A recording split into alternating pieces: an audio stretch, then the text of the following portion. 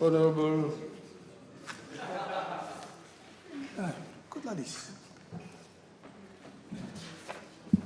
Honorable Mrs. Chitan, Minister Chitan. Mr. Speaker, sir. Mr. Deputy Speaker, sir, as I stand here today, and I have to say it is the biggest privilege of my life to serve the people of my country. For too long, our country has been held back, politically, socially, and economically.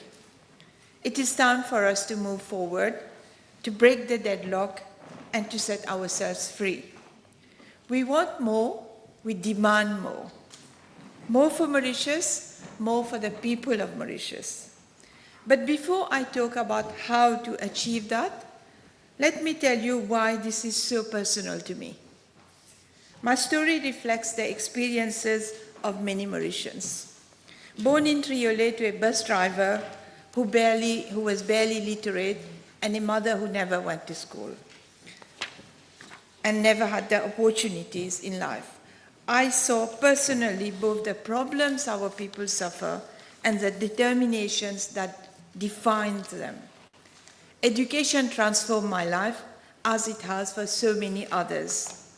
Our economy has grown rapidly and we are one of the top performing countries in sub-Saharan Africa. And our country is transformed. But today, we are at a crossroad, not taking us forward, but allowing us to slide backward. Look at the state we are in. Look at the state of our economy. Look at the state of our failing infrastructure, failing health service, unreliable water supplies, energy sector at the brink of a collapse, roads with one of the highest death rates in the world, inflation, cost of living crisis, and too many great brains, too many talents leaving our country for foreign countries. And look at the state of our institutions, lacking basic integrity and trust, adharma, immorality, as Lord Krishna would have said to Arjuna in Bhagavad Gita.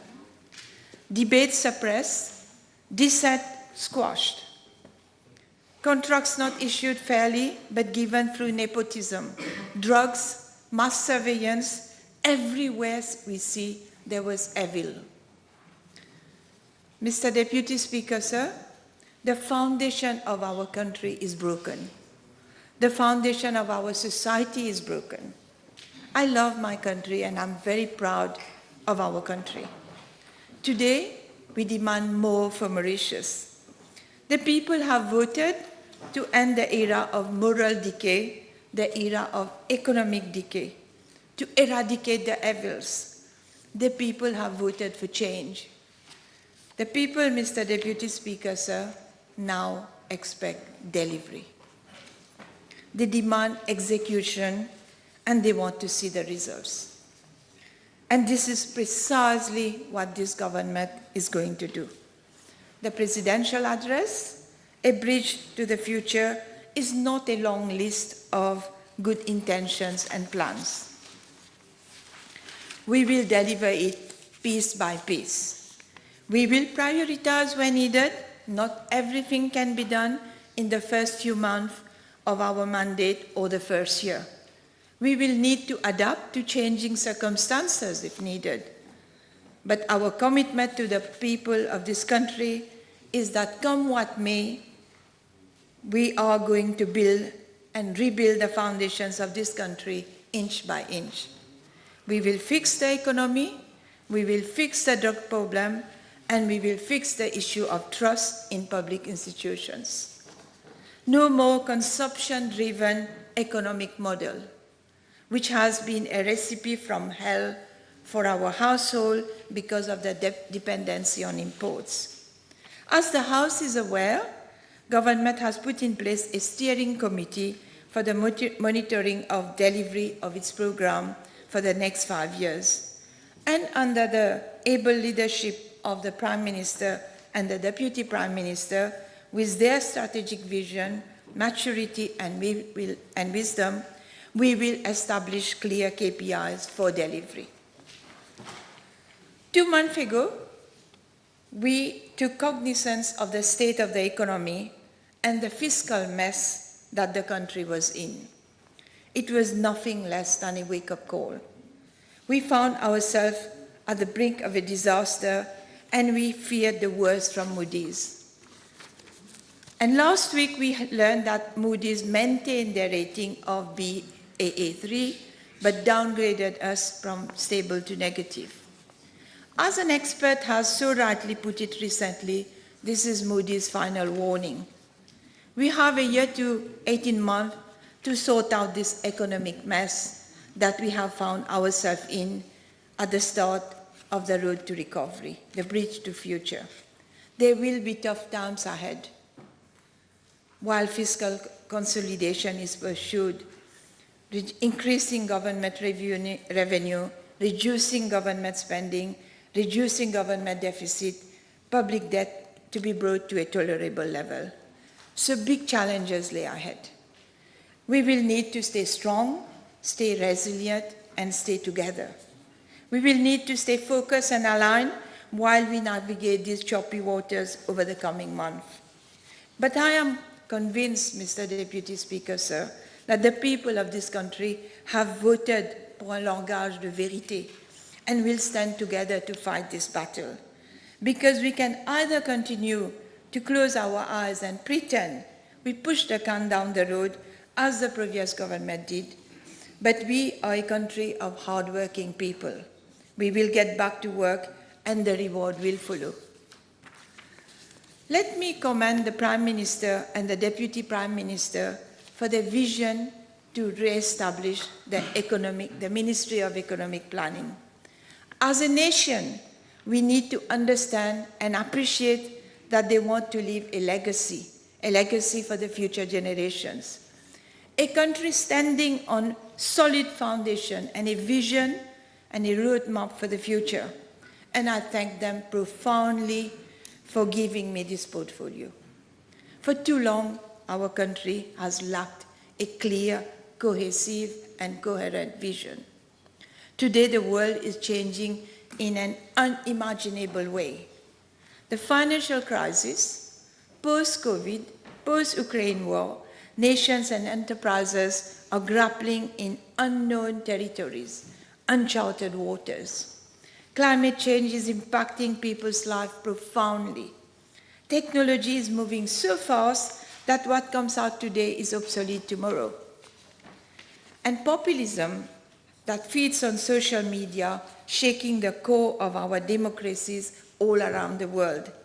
It is in this background and context that Economic Planning Ministry has been restored and will set out the vision for the next 10, 20, 25 years. We will not only produce a vision, but also a roadmap for the execution of that vision, with clear targets and achievable goals, setting out resources needed to execute that plan, and most importantly, evaluation and monitoring so we can keep track of the progress. Adapt and change when needed. Our traditional sectors have served us well, but in the new world order, we no longer can have comparative advantage in many of those sectors. We cannot compete with low-cost countries. And as Raghuram Rajan has so well said, we will need to break the mold. Assess our strengths and weaknesses, lay the foundation for new sectors to emerge, move up the value chain in existing sectors such as financial services, reshape our future economic foundation and development model that is fit for the new world order. So the long-term vision with a clear roadmap for 2050 is what we will produce. This is the new Mauritius for the next generation. So our youngsters are inspired not to leave the country and can see a future for themselves here. We will elaborate a national planning framework to provide the structure and coordination mechanism needed to develop and implement the national plan by ensuring that all sectors, all stakeholders and resources aligned to achieve long-term sustainable development. Mr. Deputy Speaker, sir, engagement is key. No development will be successful without the full participation of the people. And economic and social development for the people should be with the people. The participation of citizens, academia, businesses, and civil society organizations in shaping Mauritius' future enhances ownership, promotes accountability, and cultivates a sense of national unity.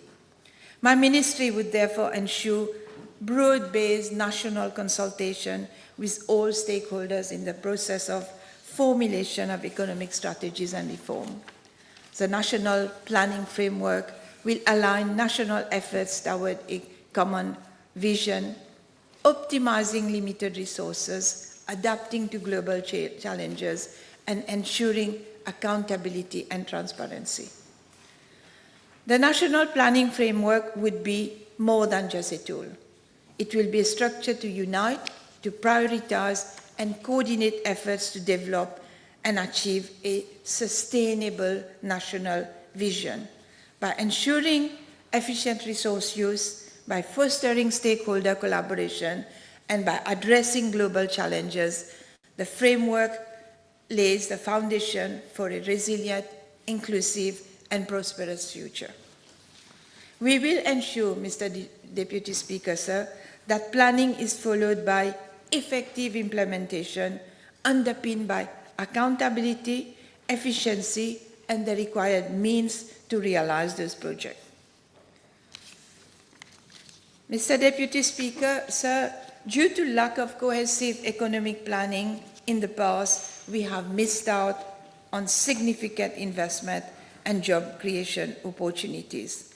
We will therefore strengthen decision-making process by feeding economic and social analysis into policy formulation and the reform process.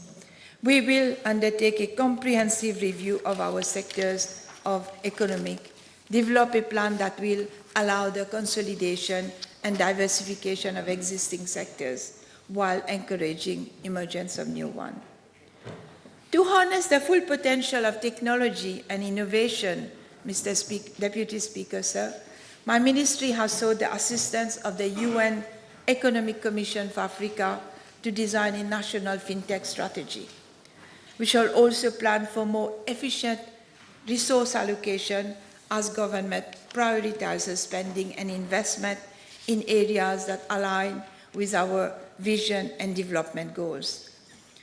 The ultimate objective of the Vision 2050 is to upgrade Mauritius to a high-income status, but with a framework for social justice so every citizen can go up that escalator and not be left behind.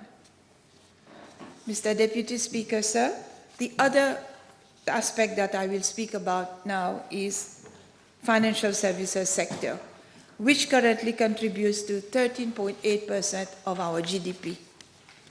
It has become the main contributor to GDP, overtaking traditional engines of growth.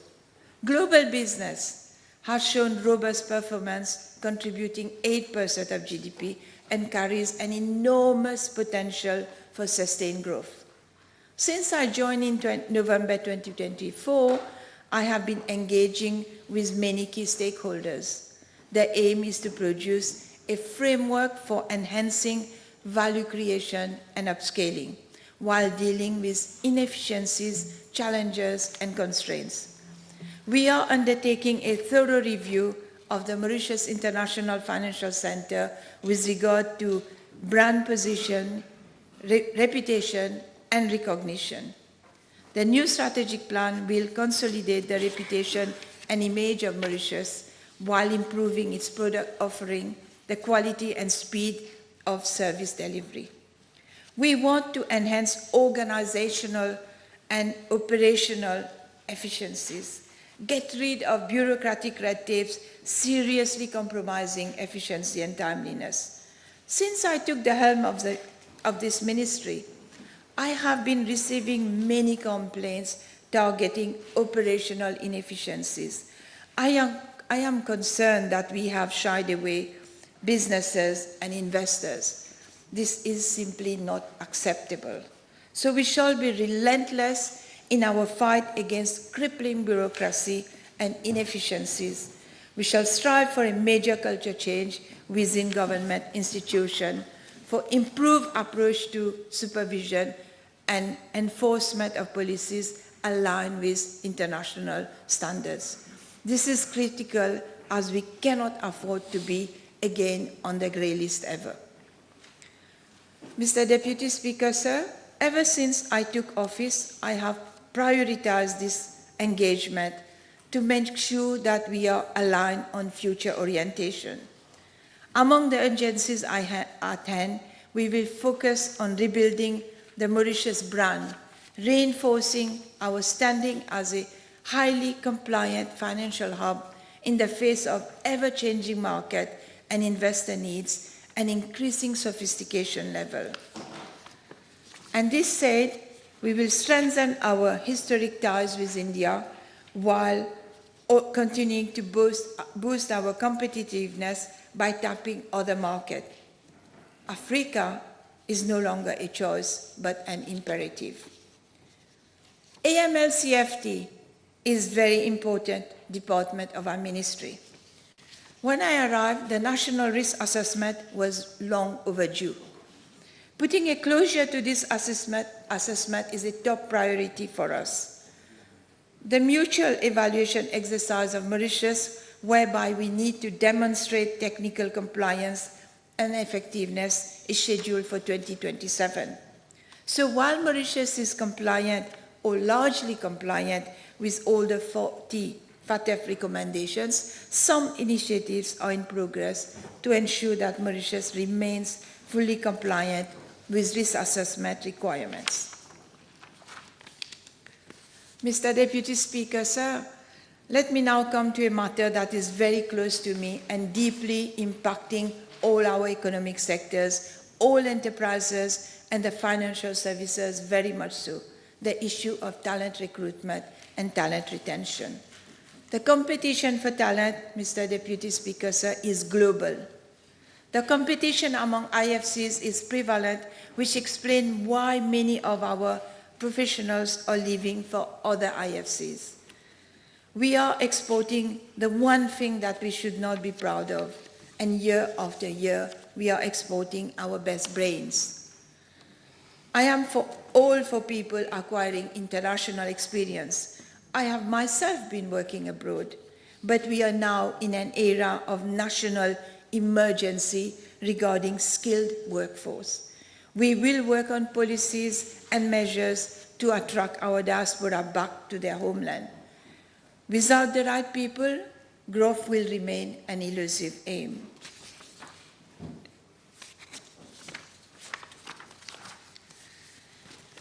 Mr. Deputy Speaker, sir, we have taken office amid a dire set of circumstances and an economy on the brink. There are three things that I believe can make a difference for the future. Firstly, we want us to rediscover our sense of ambition as a nation. The reason our country became much more than it was in the past is because we wanted to be much more than we were in the past. Where has that spirit gone? We need to restore that big vision, that sense of mission, that ambition. To create a vision for a country with an education system that is fit for purpose, a health service that meets people's needs, and a government that stands for honesty, decency, and integrity. These are values that we hold dear. Second, we want to restore the link between hard work and reward. I have huge respect for small businesses, entrepreneurs, farmers, fishermen, self-employed professionals that gives this country what we need. But our country must give them back for what they need. We can't have their hard-earned wealth squandered through corruption and nepotism. Third, we want ours to be a country where there is opportunity for all. I made it to the top in private sector through hard work.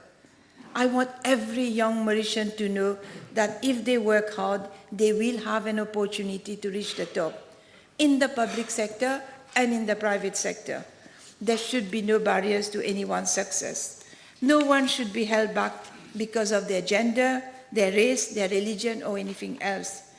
So ours, Mr. Deputy Speaker, sir, is a grand vision. It's a grand mission, and it's a grand ambition. Now we want to work with the people to change our story. Let us write the next chapter of Mauritius, a chapter of innovation, opportunity, and shared prosperity. A chapter where every Mauritian can shape their own destiny. The time has come for a new Mauritius, one that honors our heritage while boldly stepping into the future. Ours, one where our children's dreams are limited only by their imagination, not their circumstances.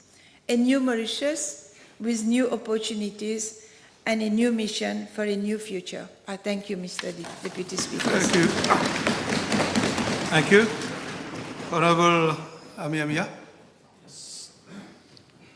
Thank you, Mr. Deputy Speaker. It is with a deep sense of honor that I'm participating today in the debate on the presidential address of the government program 2025 and 29. Let me seize this occasion to heartfully thank the Prime Minister, Dr. Navin Ramoolam, and the Deputy Prime Minister, Honorable Paul Béranger, for believing in my capabilities and entrusting me with the ministerial portfolio of industry, SME, and cooperatives. I was elected as a Member of Parliament for the first time in 2010. And I wish to thank all my constituents for having placed their trust in me for 4 consecutive mandates. For many years, Mr. Deputy Speaker, sir, I had the privilege of serving my country in the opposition. It was a role I embraced with dedication, humility, and integrity. As a member of the MMM party under the leadership of Honorable Paul Béranger. Today, as I stand here in a role, in a new capacity as minister in this government, I carry forward those same principles that has always guided me, but now with the added responsibility of contributing to the governance and progress of our nation. At the outset, I wish to assure the Mauritian population that they can now breathe freely as the days of fear, oppression, demagogy, and surveillance are gone, are over. These were the mantras of the previous government, which they cherished to suppress our democratic rights with the illusion of remaining eternally in power. People have said enough is enough, and they voted massively on 10 November 2024 for a change in political leadership that would usher into a new era of freedom, social empowerment, and economic prosperity.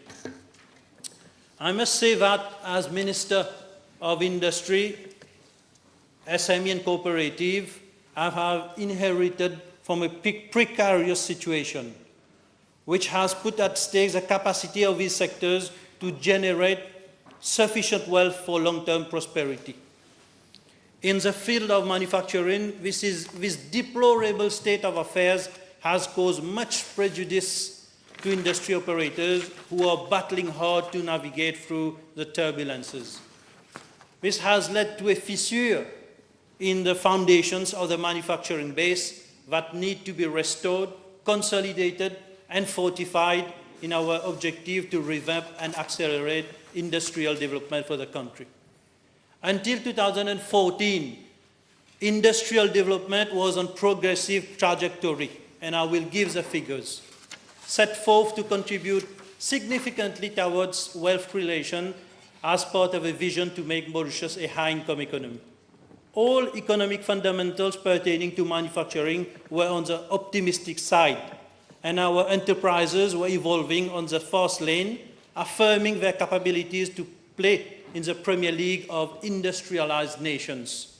This bright scenario was the outcome of the right mix of policies, strategies, and support programs put in place by the then government to accompany manufacturing enterprises in their development process. The coming into power of the MSM government in 2015 was a disaster for industrial development. And this is fully evidenced by the statistical data which outlines the regressing performance of manufacturing activities over the past decade.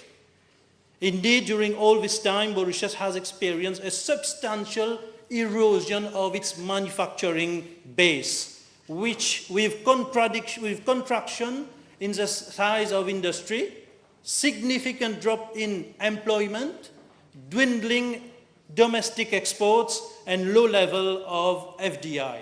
For example, Mr. Deputy Speaker, the number of EOEs, export-oriented enterprises, which stood at 300 in 2014, went down in 2023 to 231.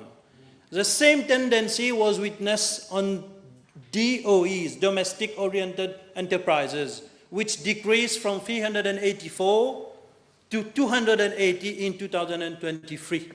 Similarly, employment in manufacturing, which was more than 100,000 in 2014, declined to less than 85,000 in 2023. Mr. Deputy Speaker, sir, furthermore, domestic exports, which stood to 50 billion rupees in 2014, plateaued to only 50 billion rupees, but when you take into account the depreciation of the rupee vis-à-vis the dollar, now it represents 35 billion rupees, which is a decrease of 30% of exports for Mauritius. So we've lost 30% of export from 2014 to now.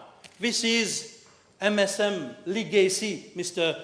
Deputy Speaker. Broadening and expansion of the manufacturing base has also stalled over the last 10 years due to lack of consideration on behalf of relevant authority to attract foreign investment in new areas of growth, which are likely to bring in higher value addition, increased exports, and access to high-paid jobs. This dismaying situation has resulted into a mere annual average of 5% of total gross direct investment inflows over the past decade being channeled towards the manufacturing sector. I have demonstrated that the previous government completely failed in the mission to advance the industrial development agenda of the country. It is a fact that the manufacturing sector is the backbone of the economy in terms of employment generation and foreign exchange earnings. As a matter of fact, immediate and utmost consideration should be given to revive the sector for future growth, and that is what this government has embarked on. We are going to win with this battle with the able leadership of the Prime Minister. The government program 2025-2029 has outlined critical areas of intervention that would be the driving forces to move up the ladder of industrial progress. Mr. Deputy Speaker, as soon as I assume office, I've met with business associations, be it Business Mauritius, MCCI, MEXA, SME Chamber, SME federations, and as well as other industry operators to discuss ways and means to address bottlenecks impending on smooth operation of enterprises, and to chart out a common vision that would be propitious for the sector to unlock its full potential for sustainable growth. In the same vein, my ministry is organizing les Assises de l'Industrie 2025 on the 13th of February 2025, that is next week, where all stakeholders, we will not choose who is with the MMM or the Labour Party. We will invite all stakeholders stakeholders forming part of the industrial ecosystem would have the opportunity to brainstorm and submit constructive proposals for the future sustained development of the manufacturing sector. This will also be an occasion to renew constructive dialogue with the private sector, which has been somehow marginalized under the previous political regime, which came forward with controversial economic decisions without proper consultation. Mr. Speaker, it is a fact that Mauritius has lost grounds in some of its traditional export markets, particularly in Europe, in view of fierce competition from low-cost producing countries. There is an urgent need to rebalance our exports destination in an attempt to cushion against market setbacks that could occur in the future.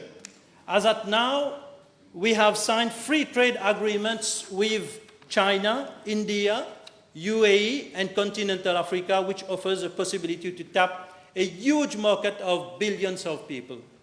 Unfortunately, the previous government laid little emphasis on export promotions that is so vital to portray our visibility of these markets.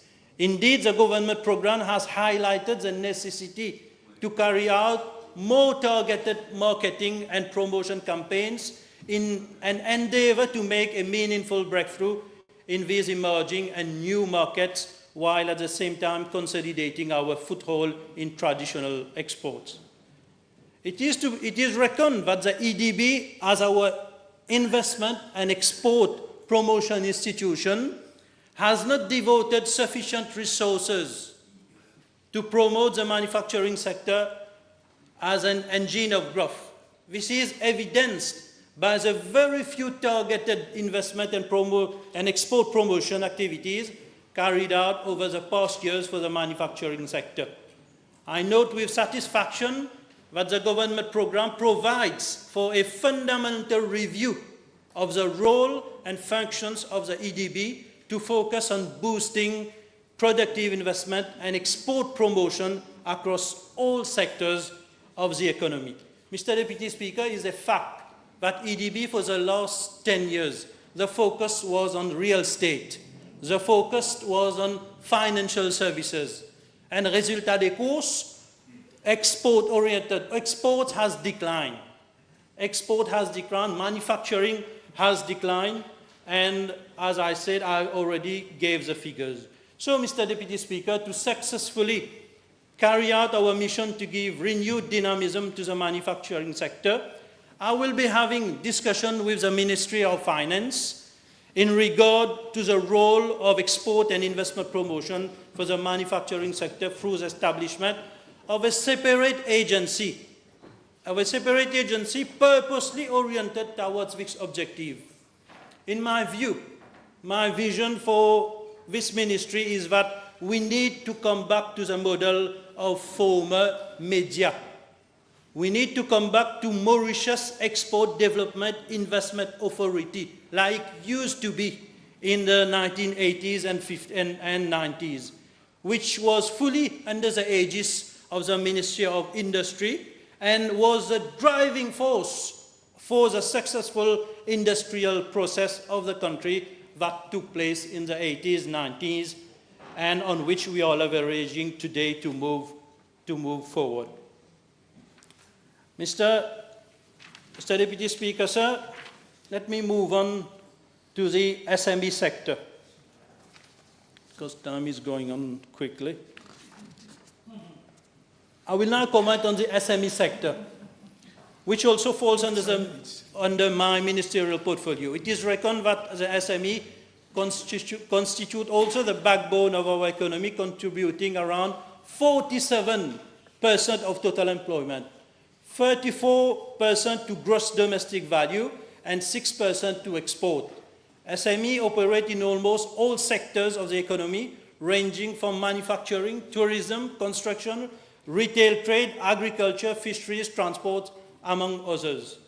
Since I assumed office, I have been able to make a proper assessment of the SME sector, and it is very unfortunate to note that the sector has been left on its own without any strategic direction and proper consideration in respect of the assistance required from government to enable our entrepreneurs to overcome challenges successfully. In the first instance, the SME Act of 2017 will be amended to introduce new provisions that enhance access to finance, simplify administrative procedures, and create a more enabling environment for entrepreneurship. These amendments will focus on improving governance, facilitating digital transformation, and strengthening support mechanisms for SMEs and startups. At the same time, a host of initiatives will be introduced in an endeavor to boost the overall competitiveness of SMEs. This will include, inter alia, access to affordable credit, tax incentives for startups, and a tailored support mechanism to assist enterprises into exports market. Mr. Deputy Speaker, let me come to cooperative sector. The cooperative sector was also left behind during the reign of the MSM government, whereby many cooperative societies ceased operations. Indeed, I had the opportunity to meet some representatives of cooperative societies, and many of them have voiced out their concerns regarding unhealthy situation prevailing in the sector that has brought about a stagnation in this development. I firmly believe it is time to review the foundations upon which the cooperative movement is evolving today, particularly in regard to financial management, good governance, transparency, and digital integration, taking into consideration the success stories of India, France, and Malaysia. I wish to mention that presently we have 1,410 active cooperative societies, regrouping around 87,500 members. The sector generates an annual turnover of 4.8 billion rupees, and it represents in more than 25 socio-economic activities. And I should emphasize that government remains committed to giving a new impetus to the cooperative movement, as evidenced by the host of measures enunciated in the government program. One of the key measures pertains to the review of existing Cooperative Act of 2016 to align it with international best practices established by the Financial Action Task Force. This exercise will serve to protect cooperative credit unions against money laundering, terrorist financing practices. Additionally, government will introduce an innovative package of incentives to strengthen the capabilities and competitiveness of cooperative societies. To conclude, Mr. Deputy Speaker, the government program also advocates the adoption of a fair trade certification as a means to encourage cooperatives to adhere to the concept of fair prices and decent working conditions. As at now, there are some 20 cooperatives in the sugarcane plantation activity that are already fair trade certified, and other societies will be encouraged to embark on this way. On the whole, government has a new vision. Government has a new vision for the industry, SME, and cooperative sectors.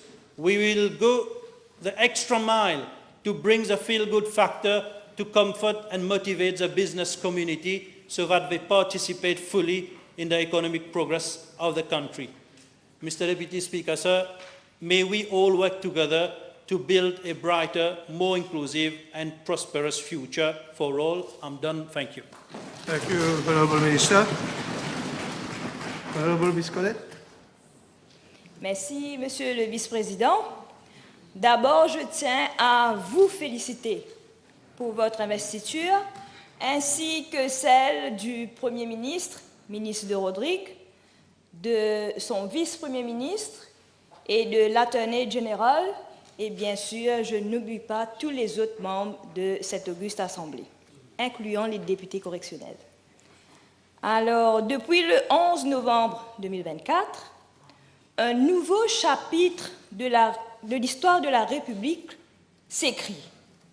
Et le peuple attend avec impatience l'exécution d'un programme gouvernemental pour les 5 ans à venir.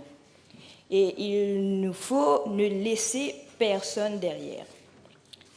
Alors, Monsieur le Vice-président, nous travaillons aujourd'hui pour que chaque action gouvernementale favorise l'épanouissement et le bonheur, quoique subjectif, de notre peuple. Et moi, comme député de Rodrigue, ma mission première est de défendre les intérêts du peuple de Rodrigue, une île qui, nous savons tous, contribue beaucoup dans le blue economy de la République. Je salue bien sûr le travail déjà commencé par mes prédécesseurs parlementaires et mon leader, l'honorable François. Et le programme gouvernemental à l'ordre du jour a plusieurs axes qui rejoignent la vision de l'Organisation du peuple de Rodrigue, l'EPR, et les axes de nos plusieurs manifestes électoraux. Et je dirais même que c'est vice-versa. De ce fait, Monsieur le Vice-président, au nom de l'OPR, j'ambitionne à sécuriser l'engagement du gouvernement central pour les projets nécessaires à l'avancement de Rodrigue comme 21e circonscription. Je voudrais mettre l'accent sur la diplomatie parlementaire, la transparence et la responsabilité dans mon appui à ce programme 2025-2029. Au nom de mon peuple, je souhaite un vrai développement durable du secteur de l'eau, sa production, son traitement et une distribution équitable, car l'eau c'est la vie et mon peuple a soif. Mon peuple doit vivre et non survivre seulement. Au nom du peuple de Rodrigue, Monsieur le Vice-président, je dis stop au fil d'attente pour accéder aux services publics. Laqué comptoir NLTA, laqué comptoir MOE, laqué pour gagner billet avion pour les vols domestiques, laqué pour des box containers des aliments pour les animaux, laqué pour gagner bail, agricole, commercial, résidentiel, laqué pour bénéficier d'une bonne case, laqué pour gagner travail alternatif dans le secteur de la pêche à l'ourite. Excusez-moi, Monsieur le Vice-président, pour mes unparliamentary words. Mais la vérité est bonne à dire. Rétablissons la confiance et la dignité du peuple de Rodrigue. Alors, mon rêve, Monsieur le Vice-président, est de voir chaque citoyen activer sa capacité, où chacun s'assume et se respecte, chacun cultive l'excellence, chacun a sa place. J'écoute mon peuple qui a des aspirations, des attentes et une participation active aux prises de décision le concernant, particulièrement celles qui impactent son avenir. J'en appelle à l'unité et à la solidarité au sein de cette Assemblée.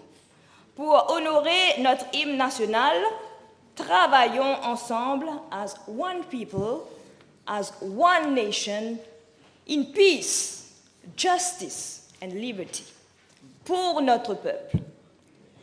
Je salue le programme gouvernemental 2025-2029 qui, me semble-t-il, est axé surtout sur la protection du peuple et la restauration de la situation économique. Et bien sûr, ça inclut toute une révision de notre fiscalité. Nous devons, Monsieur le Vice-président, travailler ensemble pour combattre la pauvreté, le chômage, la discrimination qui est tout le temps négative, les fléaux sociaux, la criminalité, la corruption. Nous devons aussi promouvoir l'investissement pour la prospérité de nos îles et développer des prestations sociales adaptées aux réalités de nos îles respectives. Monsieur le Vice-président, Rodrigue a des ambitions économiques, notamment avec l'agrandissement de l'aéroport et un deuxième câble optique pour développer le secteur de la communication, du commerce électronique et l'innovation dans le système de l'éducation et des services publics tels le e-health. L'heure est à la technologie et l'innovation pour l'île Rodrigue. Et il est crucial d'avoir aussi un plan sérieux d'aménagement du territoire tout en respectant les droits et les libertés de chaque individu et de notre environnement. Nos îles ne sont pas du tout épargnées des crises mondiales. Changement climatique, crise sanitaire, crise alimentaire.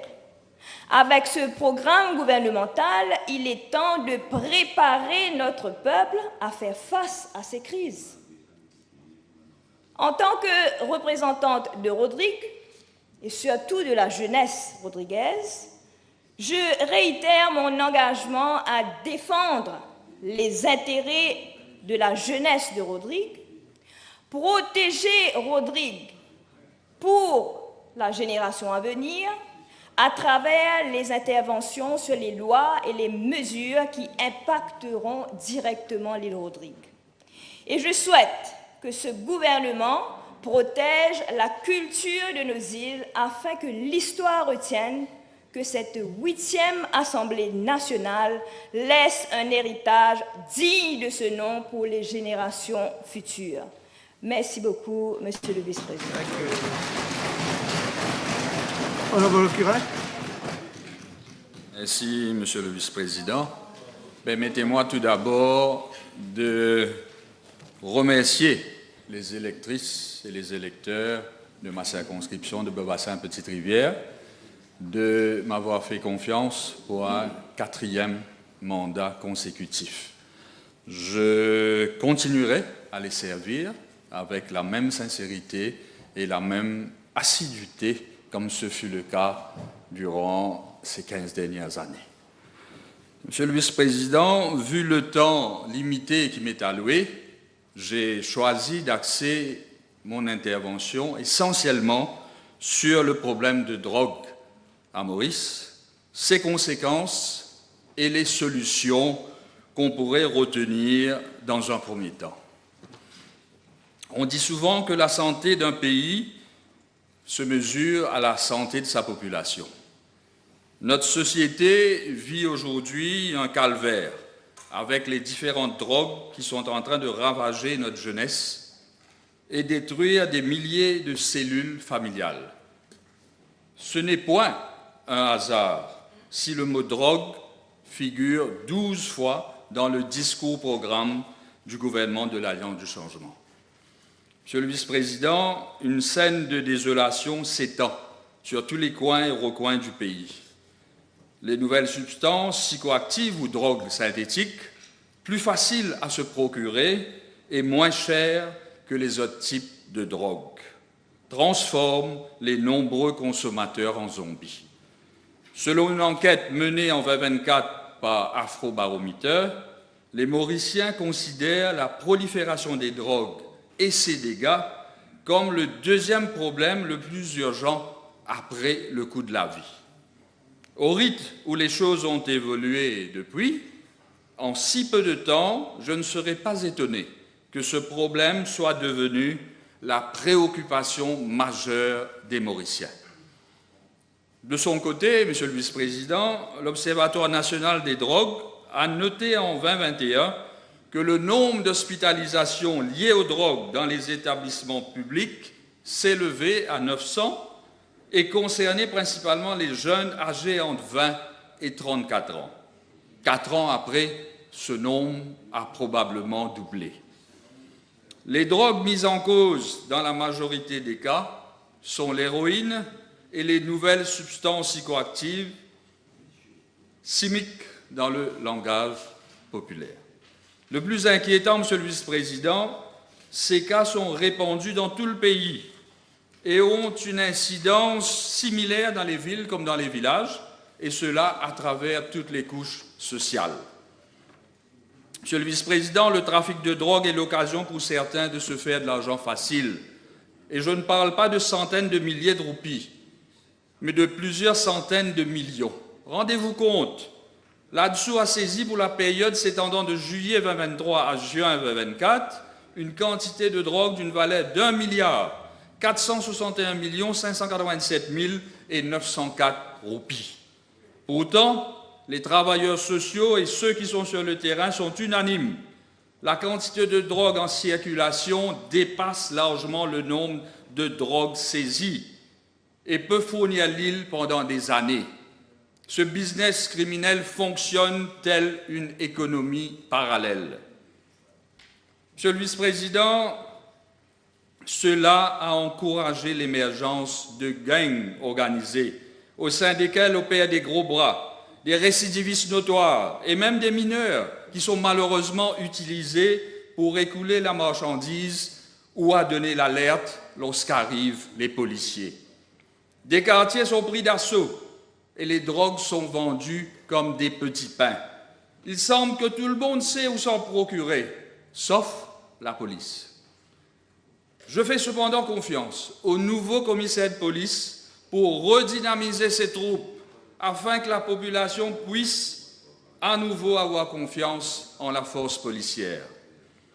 Il est primordial, Monsieur le Vice-président, que plus de policiers soient déployés dans les unités antidrogue dans les différents postes de police et que des descentes et des patrouilles régulières soient effectuées pour contrer le trafic et agir aussi comme une arme de dissuasion. La prolifération de la drogue est liée avec la situation de law and order dans le pays. La consommation de drogue engendre la violence. Les agressions se font fréquentes dans les maisons et dans les rues. Les cas de vol sont en hausse. Je peux comprendre que face à cette montée de violence, les forces de l'ordre sont souvent dépassées. Il est grand temps, Monsieur le Vice-président, d'employer la manière forte s'il le faut, voire d'avoir recours à des patrouilles armées dans certains quartiers pour justement éviter à certaines parties de notre île soient transformées en favelas ou quartiers chauds de Colombie. Quitte même à faire appel à nos soldats de la SMF en renfort s'il avère qu'il y a un manque d'effectifs au niveau de la force régulière ou dans les unités antidrogue. Monsieur le Vice-président, pas plus tard que mardi dernier, j'avais adressé une question au Premier ministre sur le nombre d'accidents survenus lorsque les conducteurs étaient sous l'influence de la drogue. Les statistiques pour 2023-2024 indiquent que 1073 automobilistes ont été verbalisés pour conduite sous influence. Les réseaux sociaux sont pollués ces derniers temps de vidéos montrant des automobilistes sous l'influence de drogue, figés et incapables de réagir. Ils représentent un grand danger sur nos routes. D'où ma suggestion au Premier ministre mardi dernier pour que les chauffeurs de transport public soient régulièrement testés pour voir s'ils ont consommé une quelconque substance illicite. Monsieur le Vice-président, la consommation de drogue entraîne de nombreux problèmes de santé, tels que les maladies infectieuses, dont le VIH et les hépatites, les troubles mentaux, les overdoses et bien sûr, et malheureusement, les décès. Le trafic de drogue alimente la criminalité, notamment les vols, la violence et la corruption. La toxicomanie fragilise les familles, entraîne l'exclusion sociale et nuit au développement économique du pays. Monsieur le Vice-président, la présence de drogue dans les établissements scolaires est également un sujet qui interpelle. Nous voyons l'émergence de jeunes dealers, alors que d'autres trouvent des astuces pour introduire ces produits illicites en classe. Dans ce sens, l'appel des ONG pour que les portes des écoles soient ouvertes pour mener des campagnes de prévention ne doivent pas tomber dans l'oreille d'un sourd. Leur aide serait plus que salutaire. D'autre part, je salue l'annonce faite à la Chambre mardi dernier par le Premier ministre à l'effet qu'une agence nationale contre la drogue verra le jour bientôt. Dans ce contexte, il est nécessaire d'écouter la voix des nombreux travailleurs sociaux qui sont connectés à la réalité du terrain. Nous avons besoin d'avoir des idées nouvelles, des nouvelles propositions venant de personnes qui consacrent toutes leurs énergies à comprendre et à combattre la problématique de la drogue. Monsieur le vice-président, nous ne sommes plus dans la période 90 à 2000. En 2025, les types de drogue, les profils des consommateurs et les techniques de vente ont évolué. Donc, les ressources matérielles, humaines et financières pour les combattre doivent être au niveau requis dans cette nouvelle ère. Justement, Monsieur le vice-président, en parlant d'ère nouvelle, nous sommes à l'époque des générations Z et Alpha. À Maurice, les études démontrent que les plus gros consommateurs de cannabis se trouvent dans la tranche d'âge de 15 à 30 ans. Ouvrons les yeux, ne soyons pas hypocrites et disons les choses comme elles sont. La marijuana est populaire parmi les jeunes qui en consomment à domicile, dans la rue, dans les fêtes, dans les concerts, entre autres. Malheureusement, les drogues synthétiques, tout autant populaires dans cette tranche d'âge, mais beaucoup plus nocives pour la santé physique et mentale. Surtout qu'une étude de l'UNODC a récemment classé Maurice à la première place en matière de consommation de drogues synthétiques en Afrique et 7e sur 193 pays de l'UNODC. Pardon. Une réputation qui ne fait pas honneur au pays. Monsieur le vice-président, vu la situation chaotique de la drogue en Maurice et la montée en flèche de la drogue de synthèse, une des solutions proposées par les travailleurs sociaux pour freiner sa prolifération est la dépénalisation du cannabis.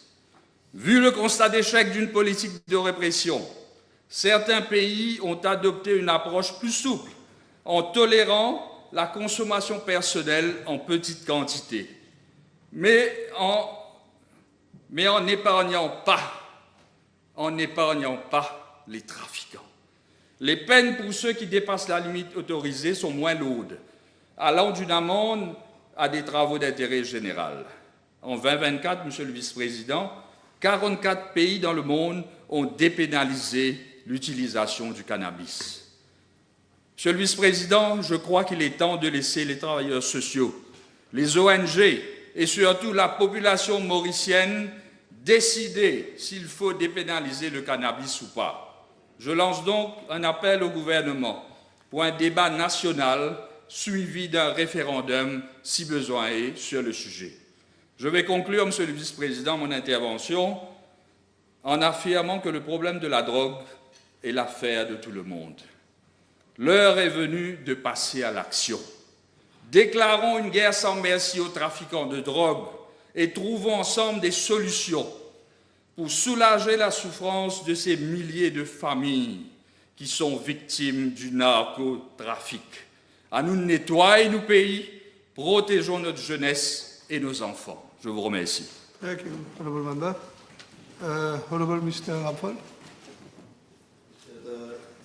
Deputy Speaker, sir, before I embark on our international relations strategy, allow me to share with the House and also the public at large, because they are the taxpayers, on how the Ministry of Foreign Affairs was being run under the MSM government. Of course, when the audit report will be coming out in a few weeks' time, certainly you will be apprised on how public money was being wasted. But allow me, for the time being, Mr. the Deputy Speaker, sir, de vous donner un avant-goût. In 2022, when the High Commissioner of Maputo assumed duty, quotations were launched for renting of a fully furnished house. However, the High Commissioner refused to move in any of the apartments that were on offer. The offers were between 3,000 to 5,000 USD monthly, supposedly on security grounds, despite the fact that the accommodations were found in regions previously occupied by the former ambassador. Instead, he preferred to stay in a hotel for 11 months And I wonder how a hotel could be more secure than an ambassador's residence. And thereafter, he agreed to move in an accommodation at a monthly rate of 6 mil USD monthly. You know, in the meantime, Mr. the Deputy Speaker, sir, he pocketed 2.7 million rupees, taxpayers' money, as rent, which he had allegedly paid during his stay at the hotel for 11 months without even giving any breakdown of the expenses that he had allegedly incurred.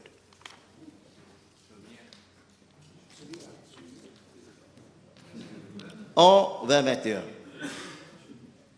again, the MSM regime, a decision was taken to sell a government-owned property in Washington, as it was in a dilapidated state and was unoccupied.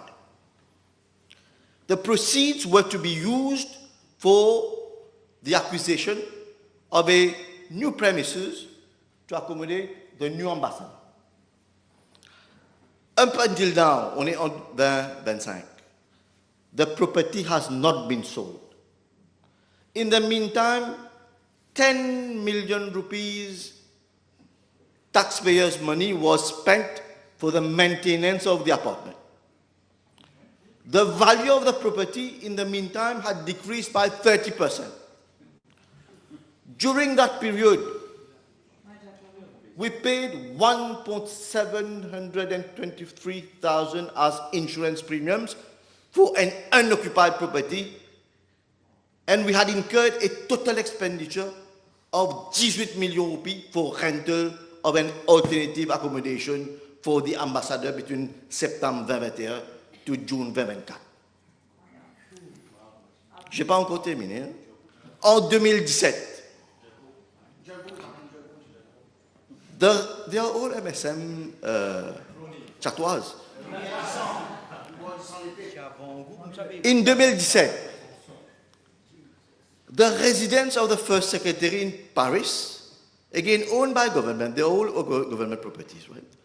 Was en 2017, that property was vacated for renovation works.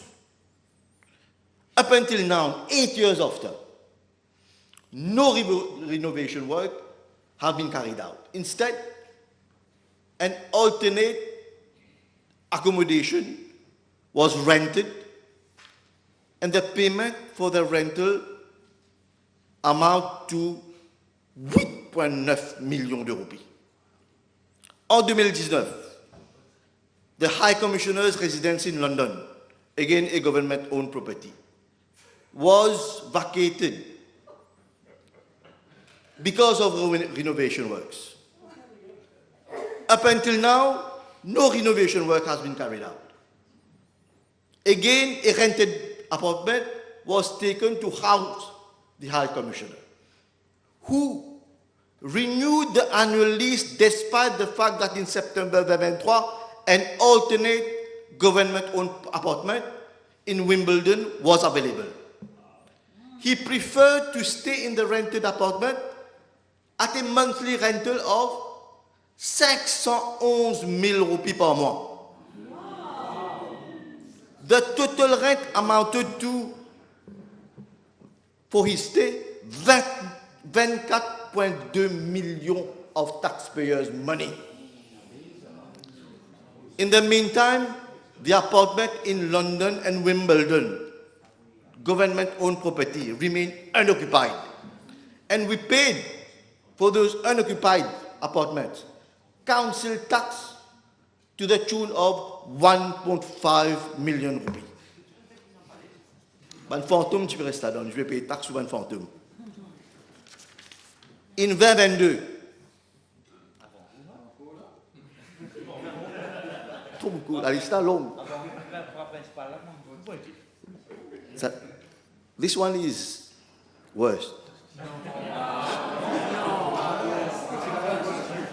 In 2022, government has spent 238 millions. 238 millions in the construction of a new building in Addis Ababa in Ethiopia, to accommodate the Chancery, the home-based staff, and the ambassador.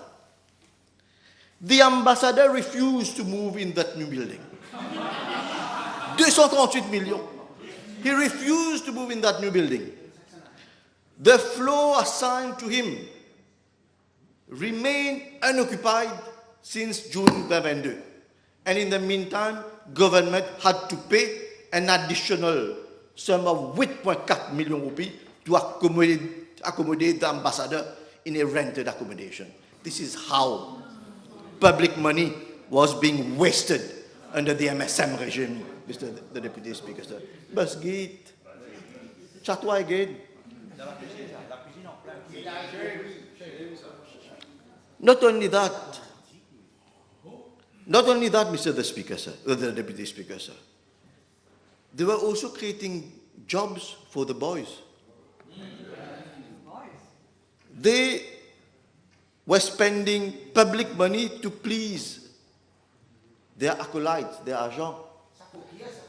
They created, look, listen to this.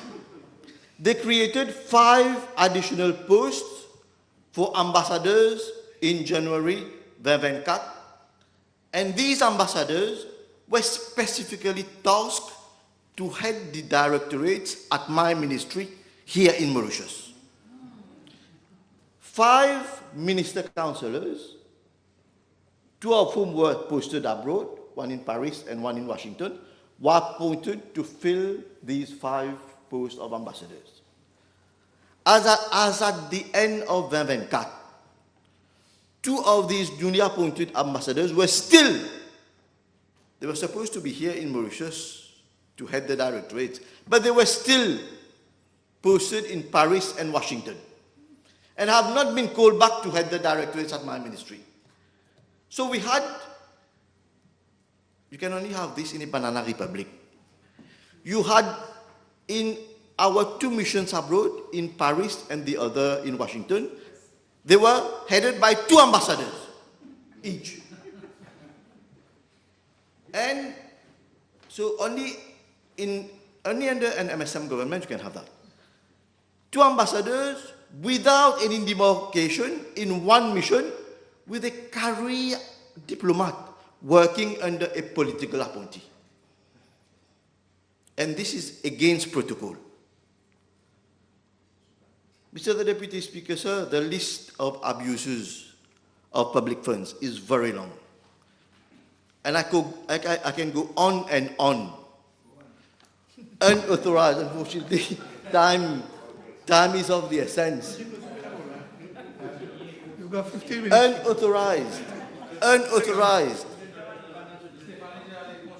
Unauthorized use of official diplomatic vehicles, abuses on leave entitlement.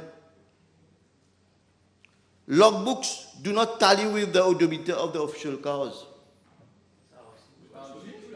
This was how, unfortunately, Mr. the Deputy Speaker, sir, the ministry was being run. And you know why? Because we had a part-time minister. Part of the time he was in the office and part of the time he was in stag parties at Grand Bassin.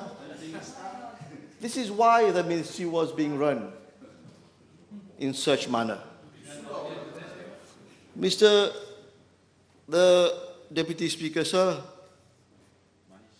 as far as this government's international relations strategy is concerned, our vision is to make of Mauritius an indispensable investment destination, leveraging its strategic location at the crossroads of Africa, Asia, and Europe. More importantly, we need to rethink our Africa strategy. Over the next decade, I was reading an article in The Economist last week. Over the next decade, Africa's share of the world's population is expected to reach 21%. As the rest of the world ages, Africa will become a crucial source of labor, with more than half of the young people entering the global workforce in 2023 will be African. It is one of the fastest growing consumer markets in the world, 1.7 billion consumer market, with consumer expenditures of about 2.1 milliard USD in the next decade. This is a great opportunity for us to capitalize on our free trade agreement and to break barriers by enhancing regional integration through SADC, COMESA, and the African Continental Free Trade Agreement. And in fact, Mr. the Deputy Speaker, sir, we must applaud our Prime Minister and our Deputy Prime Minister, two men of vision. And it is with pride, as an African nation, we can say that our Prime Minister's first official overseas visit after getting re-elected will be at the summit of the African Union this month in Addis Ababa. Unfortunately, Mr. the Deputy Speaker, sir, the previous government has failed in its African strategy. In fact, what we witnessed under the previous government was not an African strategy. It was an African tragedy. This is what we had witnessed under the previous government. You will remember, en 2014, the Labour government had set up the Mauritius Africa Fund Limited with the aim of promoting Mauritian investment into Africa. We committed 500 millions for investment in Africa. However, a few months after, there was a change in government. And they placed people lacking experience, incompetent people, as they always do, the MSM. So they placed someone who lacks experience, and this is what, and they apparently had opened 6 special purpose vehicles. Madagascar Investment Holdings Limited, Madagascar SPV, Côte d'Ivoire Investment Holdings Limited, Côte d'Ivoire SPV, Senegal SPV Phase 2, Ghana SPV. Very good. They injected approximately 200 million rupees, public funds, through equity finance to finance projects in these countries where they had set up those SPVs. The operational expenses for those SPVs amounted to 88, nearly 100 million. In July last year, all the SPVs were wound up, except for the ones in Madagascar. All of them wound up. And there has been not a single investment through the SPVs, despite having injected millions of public money in those SPVs. This is how the MSM, this was their African strategy. This was, unfortunately, the unfortunate fate of our African strategy under the MSM government. So, Mr. the Deputy Speaker, sir, allow me, before I end, to thank the people of my constituency for having once again given me and my 2 colleagues, Lucky Ram and Apollo, their trust and support. I also wish to thank the Honorable Prime Minister for having given me the ministerial responsibility for foreign affairs, regional integration, international trade, and I hope to deliver to his expectation and to the expectation of the people. Thank you, Mr. Deputy. Honorable Damri.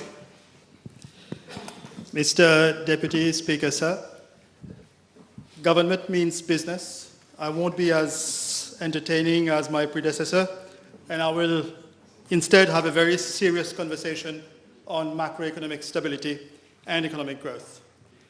Bidenomics, aided and abetted by the previous Prime Minister, betrayed the nation. Firstly, they dilapidated the entire fiscal space. And secondly, they manipulated economic data with sheer impunity. This betrayal has been nothing short of criminal negligence, if not economic crime. We have taken remedial actions since government has taken office, and the remedial actions are focused on 4 sectors: fiscal consolidation, economic reforms, restructuring of parastatals, and economic growth agenda. On fiscal consolidation, we have to reduce public debt from 83.4% and fiscal deficit from 8.6% to sustainable levels. We also have to bring down food inflation that soared to 33%. And what can I say about state-owned enterprises? The previous government plundered their finances, and they have left contingent liabilities that are adding tremendous pressure on national public debt. Luckily, we have the economic leadership of the Prime Minister. We have a very credible economic team, and Moody's reaffirmed the Baa3 ratings. However, it came with a very, very severe caution of negative outlook. And here I'd like to take the House to June 2017 in South Africa. Same situation. But South Africa did not succeed in its fiscal consolidation and reform agenda, and March 2020, its sovereign ratings were downgraded to junk. Having said that, this government will not let this happen. You know why? Because, guess what? What were the ratings in 2014? Baa1. What was public debt in 2014?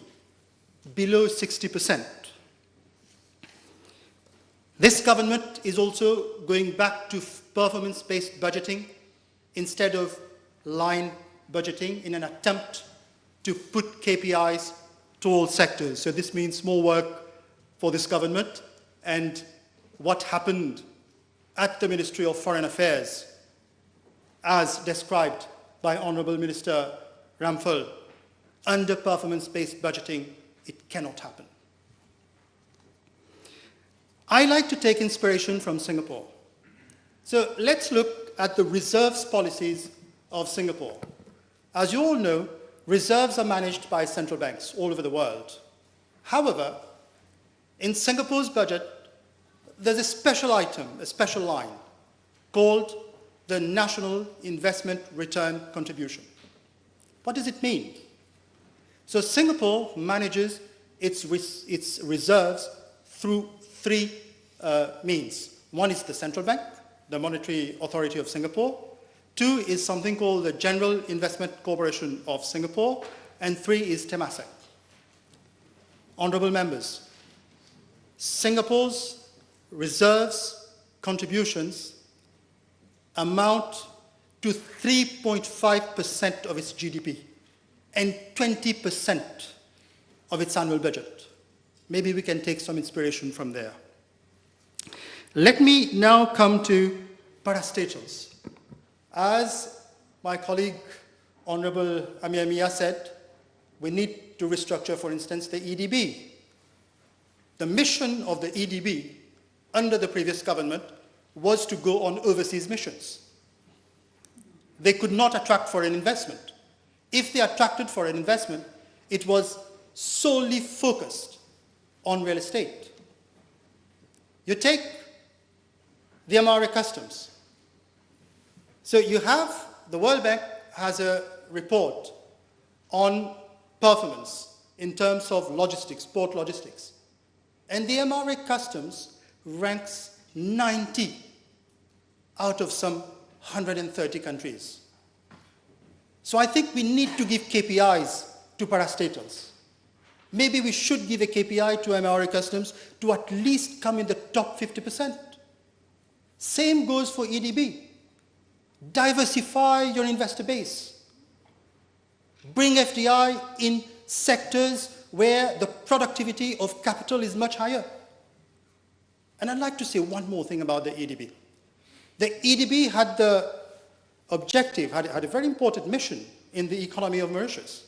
It was to ensure that the ease of doing business ranking of Mauritius remained first, which was the ranking we left in 2014. You know where it is today? First in Africa. You know where it is today?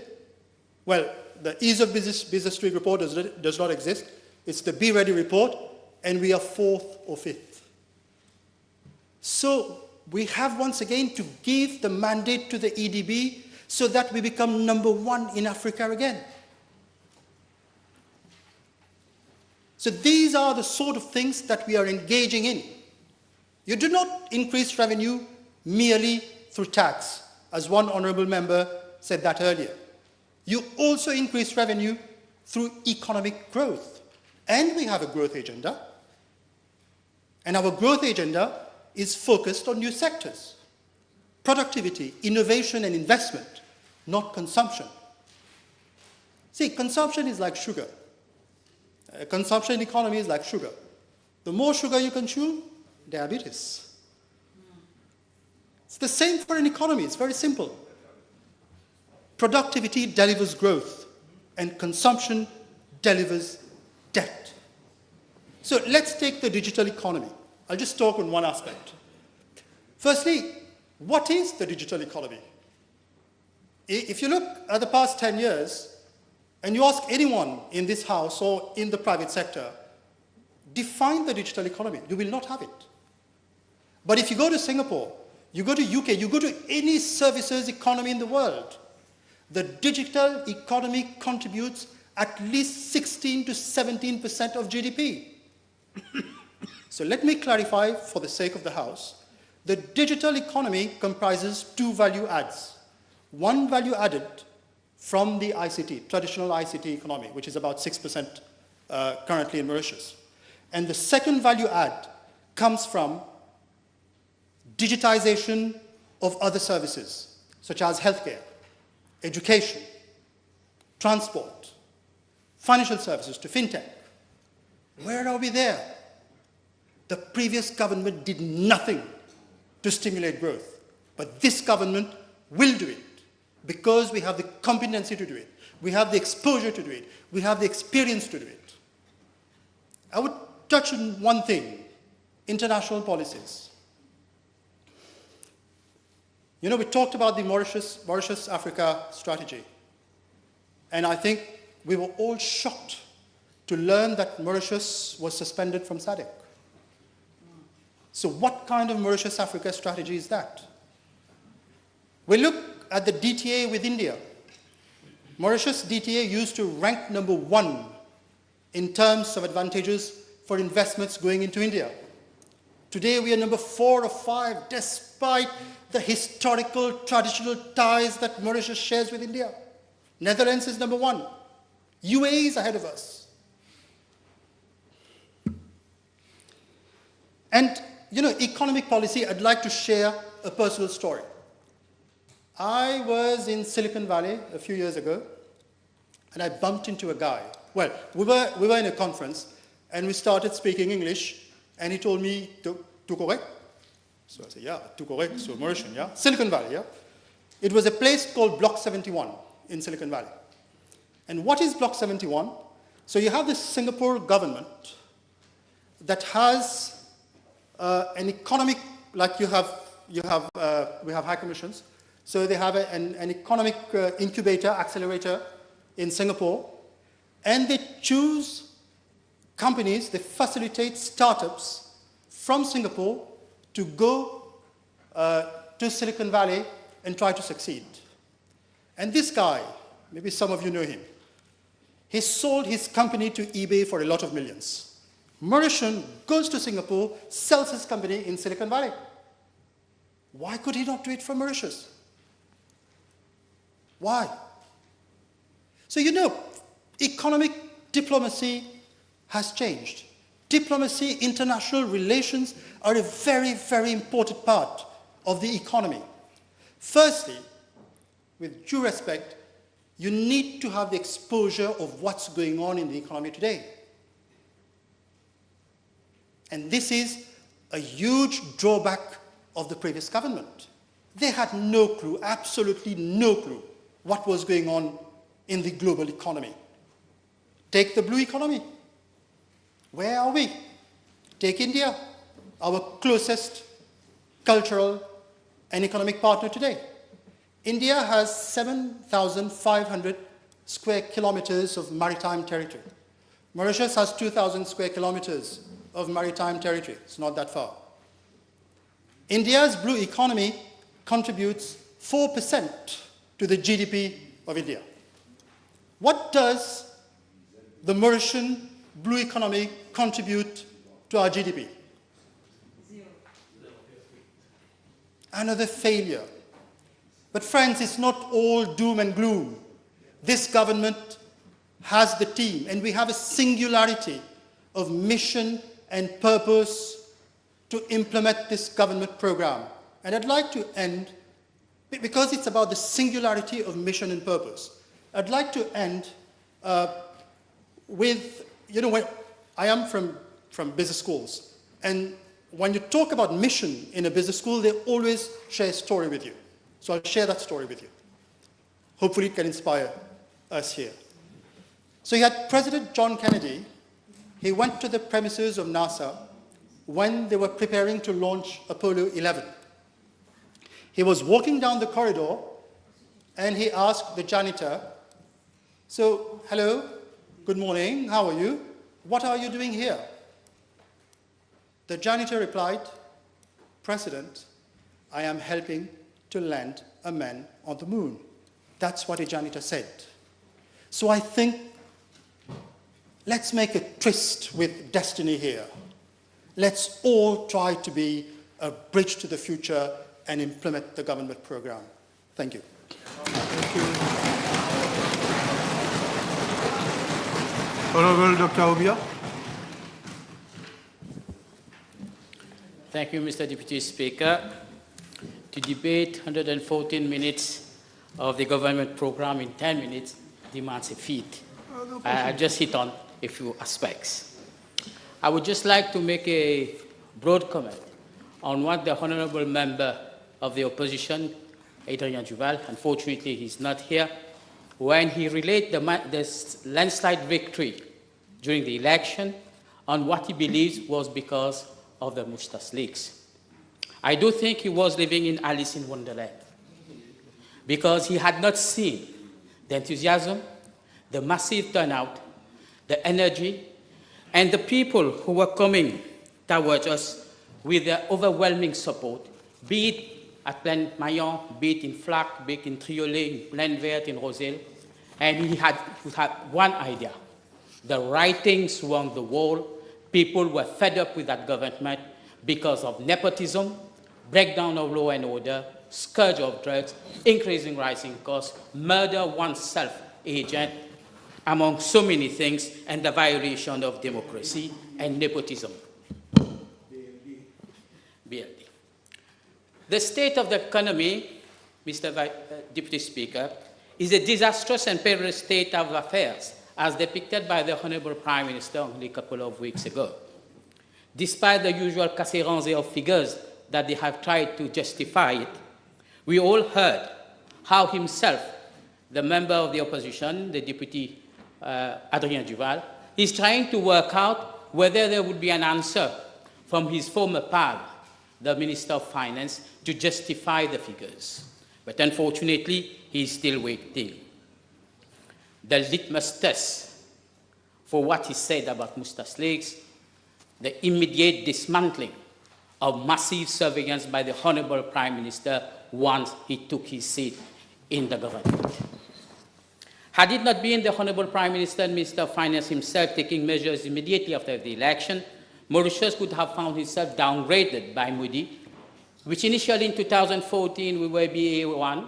We will now luckily stay at BA3 because of our transparency of figures, which are honest, and a reliable picture of the irresponsible legacy of the outgoing government, but more so because we are reinforcing good governance, restoring trust and credibility in our financial institutions. Mr. Deputy Speaker, strengthening our democracy comes in line with a new era in the landscape of democracy, with the setting up of an electoral college for the president-elect. The local governments will be surely set within time frame, and ensuring that all the constitutional reforms that we are aiming to have will represent the will and desire of the population of this country who voted for such a massive change. Mr. Deputy Speaker, the fight against drug and corruption must be relentless, setting up of select committees, as mentioned recently, the National Drug Agency, restoring trust in the police, and effective enforcement of law and order. The public is more than eager to see that the government walks the talk. We do not want to be seen as a nation of zombies, as we are seeing currently these days across the country with no specific entities in any community. The ongoing policy inquiries on the MIC, on the beneficiaries of the MIC, is a commendable start. And there is so much public expectation in regard to those who created that monster, that serve only the blue-eyed boys of the MSM and its cronies, and they should be called to answer for their deeds. From the Molnupiravir saga, the Silver Bank, the Okodia Park, the death of Subramanian Krishnan, the Serenity Gate, the St. Louis Gate, among so many others, the government has a pledge by the people of this country to say that those qui fautent, those qui défoncent la caisse, those qui tapent plein, should answer. Mobank and Judah was only last night a trailer. The best is to come. Mr. Deputy Speaker, in combating fraud and corruption, we're also assisting at major step today itself, where the Financial Crime Commission bill was debated for second reading. Those dark days 13 months ago, when the initial bill was passed, had two main objectives: persecute its political opponents, particularly the Prime Minister, impeach and limit the powers of the DPP. My friends, a couple of hours ago, those barbaric clauses of the bill were repealed. We were here when we could not do anything because of the supremacy of numbers they had. And Mauritius will breathe once again the independence and transparency of our judicial and legal institutions. Monsieur le Vice-président, je voudrais maintenant commenter certaines propositions faites dans le programme gouvernemental en ce qui concerne le ministère de la Santé. Tout d'abord, je salue les initiatives qui mettent l'accent sur l'importance d'avoir des établissements de soins tertiaires grâce à la création d'un hôpital obstétrique gynécologique et celle de la pédiatrie. Et pourquoi pas, durant ce mandat, on aura les soins caténaires qui sera génial. Les soins tertiaires exigent une logistique sophistiquée et une expertise professionnelle très spécifique. En tant que moi-même consultant dans la pratique, le manque de personnel, la pénurie d'infirmières qualifiées et, comme Mme Giton avait dit, l'émigration de nos meilleurs éléments, c'est là que nous devons encourager et concentrer, avoir des offres attrayantes et encourager les jeunes sortant de l'école et les titulaires de diplômes universitaires à rejoindre la grande famille des prestataires de soins de santé. Deuxièmement, fournir un accès transparent à ceux qui veulent chercher une formation spécialisée, qu'il s'agisse des bourses ou d'une formation pratique à part entière dans des centres étrangers. Ces bourses, ces formations de pratique ne doivent pas être seulement réservées aux petits copains, comme ça a été dans le passé, mais doivent être sur mérite. La mise en place de 2 centres tertiaires, à mon avis, doivent avoir des objectifs très clairs. Réduire le taux de mortalité et de morbidité maternelle et aussi celle de mortalité et morbidité périnatale. Et cela ne peut pas être réalisé seulement avec la création des établissements très sophistiqués, mais il faut avoir et promouvoir les professionnels à tirer des leçons, des tristes histoires, des cas qui ne sont pas parfois signalés et même non examinés. Mr. Deputy Speaker, ma proposition de demander une enquête confidentielle. Et je propose qu'on en fait une enquête confidentielle sur les décès maternels et démodés. Le Premier ministre qui a fait ses études en Angleterre savent de quoi je parle. Confidential inquiry into stillbirth and maternal death should be a 3-year program so that each and every single individual and professional in the medical field be made to know and understand. It's not pointing finger, it's not to be accountable, but to learn from the lessons. Ce gouvernement, à travers cela, pourrait viser à garantir que toutes les femmes enceintes et récemment accouchées reçoivent les meilleurs soins possibles, dispensés dans les cadres les plus appropriés et en tenant compte de leurs besoins individuels. À titre d'exemple, et c'est regrettable que je le dise, cette jeune femme qui a accouché récemment à Rodrigue et qui est retournée à Maurice et puis est décédée. C'est une révélation. Monsieur le vice-président, pourquoi je dis cela? Nos sœurs et frères à Rodrigue méritent le plus haut niveau de soins de santé. Je suis préoccupé, très préoccupé, par une pratique établie selon laquelle les gynécologues de l'île Maurice sont envoyés à tour de rôle à Rodrigue sur un roster de 1 mois. Vous imaginez qu'une femme enceinte qui demande 9 mois de traitement et commence son traitement à partir du 2e mois doit avoir 7 gynécologues différents avant qu'elle accouche?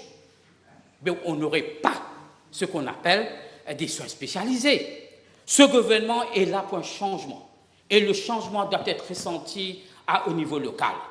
On ne peut pas accepter que les sœurs et les mamans, futures mamans de Rodrigue, ont un tel traitement. Je vous supplie de revoir cette pratique. Bien que nous avons des soins spécialisés, nous pouvons accepter cela. Et je lance un appel pour que cela change.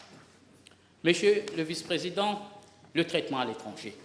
Il s'agit en effet d'une décision audacieuse selon laquelle la couverture complète des coûts de traitement à l'étranger pour les patients sera totalement fournie et quand ce n'est pas disponible localement, oui, nous devrons l'applaudir.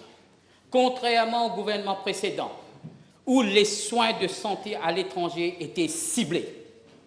En effet, aujourd'hui, il existe un large éventail d'expertise disponible dans le secteur privé et public à Maurice. Un grand exemple, et quelques jours d'ici, le ministre de la Santé a lui-même procédé au lancement de la chirurgie oncologique dans l'hôpital de Solferino. I am giving you 2 additional minutes, please. Thank you. Thank you for that. It's very important what I'm going to say. Monsieur le vice-président, nous avons tous été accrochés, et ça c'est important, nous avons tous ici été accrochés, invités à contribuer, à faire des dons aux patients, aux patientes qui doivent se faire soigner à l'étranger. Ce qui est très troublant, que dans de nombreux cas, de tels traitements sont bien disponibles dans les hôpitaux privés et publics. Mais ces malheureux patients et parents sont attirés par quelques organisations médicales pour aller à l'étranger, recevoir un énorme débit et commencer à collecter de l'argent. Mon ami, mon collègue de la circonscription, Ousmane Mohamed, était avec moi quand on a essayé de convaincre un patient qu'il ne fallait pas collecter 700 000 roupies, on pouvait le faire dans 24 heures. Et le résultat, il nous a carrément refusé. Dans de nombreux cas que j'ai rencontrés, un tel traitement magique n'a ni seulement passé le test de bonne gouvernance, ce qu'on appelle Good Evidence Medical Practice, mais malheureusement, plusieurs de ces patients sont retournés à Maurice et décèdent à moins de 3 mois d'intervalle. Monsieur le vice-président, trop de ces organisations médicales poussent comme des champignons et profitent des personnes fragiles et vulnérables. Je recommande donc au gouvernement, à travers le ministre de la Santé, dans un esprit de changement, d'adopter de nouvelles régulations concernant ces entités médicales et des entreprises qui promettent le traitement à l'étranger. Bien que je prône l'importance des centres d'excellence pour les conditions médicales à l'étranger, qui ne sont pas totalement traitables à Maurice, je suis parfois perplexe devant la promesse d'un traitement qui ne changera pas d'un iota la condition des malheureux. Pour terminer, je vais vous citer l'exemple de ce gouvernement du changement à son apogée. Toute l'île Maurice fut choquée quand une jeune femme qui était à la Croisette de Grand-B a eu ses pieds broyés et vraiment endommagés. Et était évident qu'il fallait un traitement rapide dédié dans un centre spécialisé à l'étranger. Son évacuation médicale fut faite dans un temps record, en moins de 26 heures de temps, grâce à l'intervention du Premier ministre et son équipe. Mais l'ironie du sort est ce même Premier ministre qui avait contracté le Covid devrait attendre 126 heures de temps avant son évacuation médicale. Voilà ce qu'est le changement. Voilà ce que le pont de l'avenir. Je dirais à tous ceux qui m'écoutent, surtout ceux qui étaient dans le gouvernement d'avant et qui ont bénéficié des largesses, comme l'a raconté le ministre des Affaires étrangères, c'est vos tours. Et ces prédateurs des coffres de l'État, durant ces 10 dernières années, le retour et le réveil sera brutal, car le lion est de retour. Merci. Thank you. I understand Honorable Edouard will not address the House today. So I call upon Honorable Mrs. Abuam, who will move. Mr. Deputy Speaker, sir, I beg to move for adjournment of the debate. The question is that the debate be now adjourned. Those in favor say aye. Those against say no. Aye. The ayes have it. Honorable Prime Minister. Mr. Deputy Speaker, sir, I beg to move for the adjournment of the House to Friday, the 21st of February at 3 p.m. Seconded. So the question is that the House be adjourned to Friday, the 21st of April at 3 p.m. 21st of February, sorry. February.